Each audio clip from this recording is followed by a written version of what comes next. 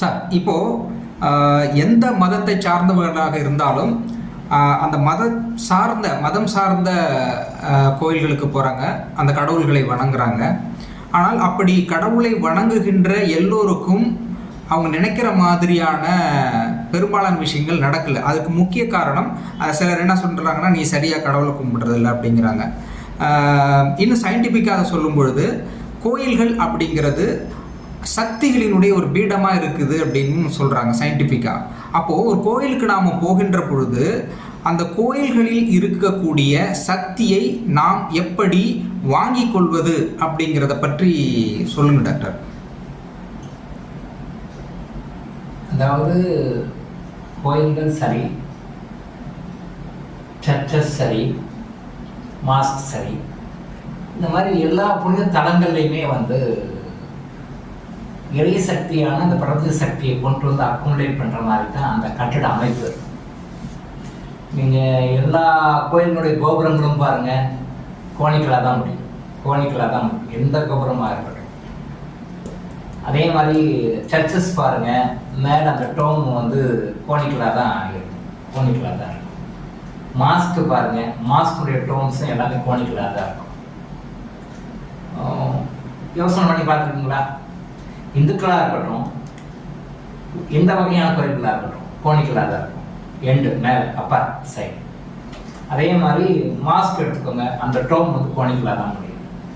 Churches எடுத்துக்கோங்க, கோணிக்கலாக முடியும். மேலே அப்படியே போயிட்டு கோணிக்கலாம் முடியும். ஏன் அப்படின்னு யாராவது யோசனை பண்ணியிருக்கீங்களா? எந்த ஒரு ஹோலியஸ்ட் பிளேஸாக இருந்தாலும் சரி, அந்த பிளேஸில் இந்த பிரபஞ்சம் முழுதும் பரவி இருக்கின்ற அந்த இறை சக்தியை உள்ள இழுக்கிற மாதிரி தான் அமைப்பு. அந்த அமைப்பு அது அவங்களுக்கு தெரிஞ்சோ தெரியாமலோ அந்த மாதிரி பண்ணுறாங்க. இந்துக்களுக்கு தெரியும், பிளான் பண்ணி செய்கிறாங்க. கிறிஸ்தவர்களுக்கும் முஸ்லீம்களுக்கும் மற்ற சமயத்திற்கும் தெரியுமான்னு தெரியாது. பட் தெரிந்தோ தெரியாமலும் அந்த அமைப்பில் கரெக்டாக கன்ஃபியூஸ் பண்ணிடுறாங்க. பட் தெளிவாக இந்து மதம் தெளிவாக இப்படி தான் பண்ணணும்னு ஒரு ரூல் இருக்குது, அதுக்கு ஒரு சாஸ்திரம் இருக்குது, இப்படி தான் கன்ஃபியூஸ் பண்ணணும்னு இருக்குது. அது மாதிரி பண்ணுறாங்க.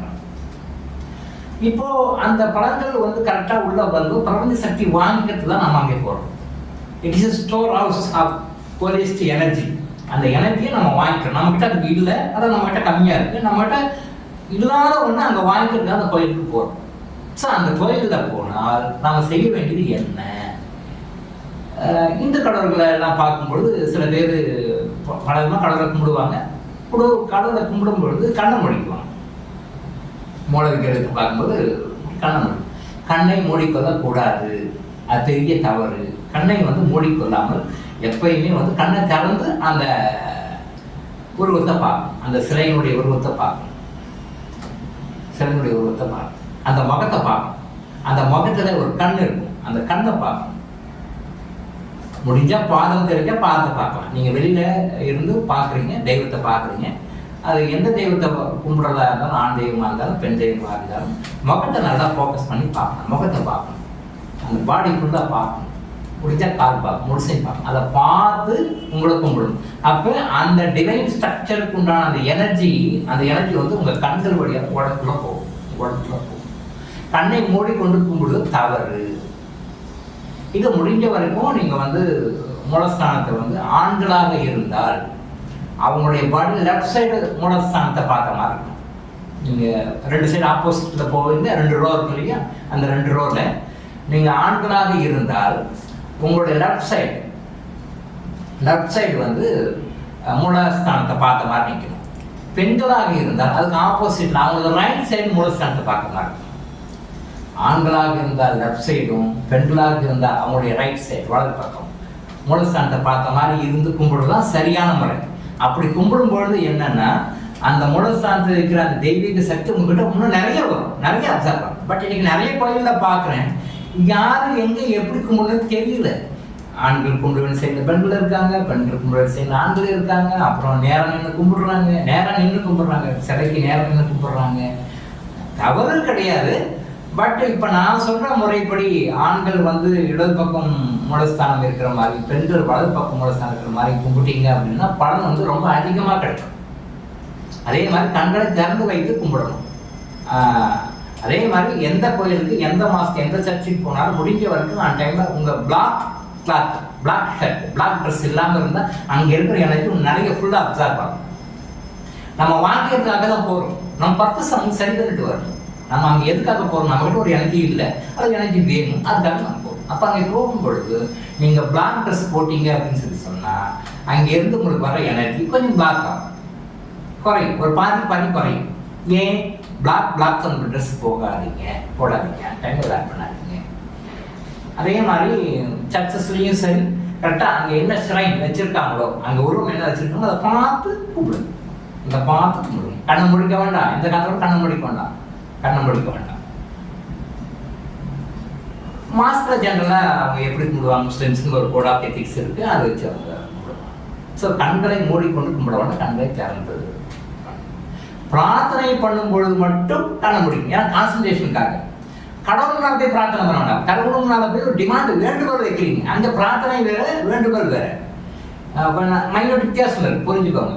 நீங்கள் எப்போ பிரார்த்தனை பண்ணாலும் அந்த டைமில் கண்ணை முடிக்க பிரார்த்தனை பண்ணுங்க. அப்போ உங்கள் முன்னால் எதுவுமே கிடையாது, கண்ணை முடிக்கிறீங்க, நீங்களும் டிவைன் மட்டும்தான். பட் கடவுள்கிட்ட போய் வழிபாடு பண்ணும் பொழுது உங்களுடைய பிரார்த்தனையை அங்கு வேண்டுகோளாக வைக்கிறீங்க. பிரார்த்தனை வேற வேண்டுகோள், அந்த வேண்டுகோளை அங்கே வைக்கும்போது கண்ணை திறந்து கேளு.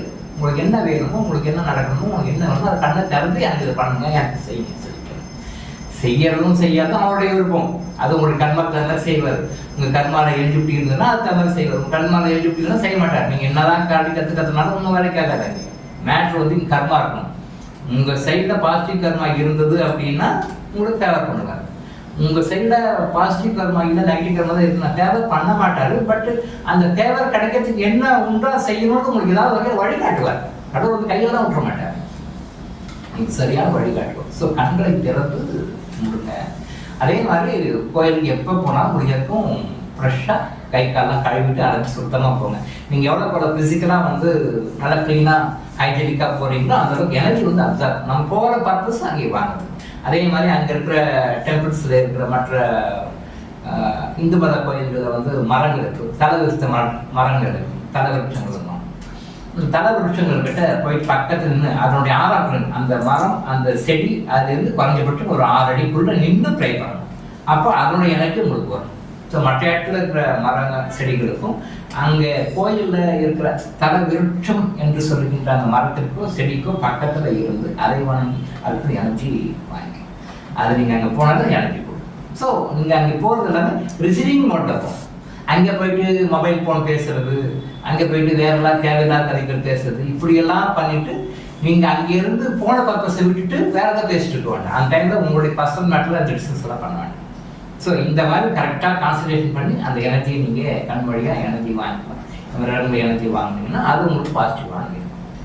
ஸோ இந்த மாதிரி தான் எந்த ஒரு மதத்தினுடைய எந்த ஒரு மதத்தை சேர்ந்த ஒரு ஹோலியஸ்ட் பிளேஸ்க்கு புனிதத்தலத்துக்கு போனாலும் இந்த மாதிரி தான் நம்ம எனர்ஜியை வாங்கி அதை நம்ம யூஸ் பண்ணிக்கிறோம். இந்த முறையை பயன்படுத்தினா பலன் அடையணும். விழிப்புணர்வு. தொடர்ந்து இது மாதிரி பல அவேர்னஸ் வீடியோக்களை பார்க்க நம்ம சேனலை சப்ஸ்கிரைப் பண்ணிட்டு பெல் பட்டனை ப்ரெஸ் பண்ணுங்க.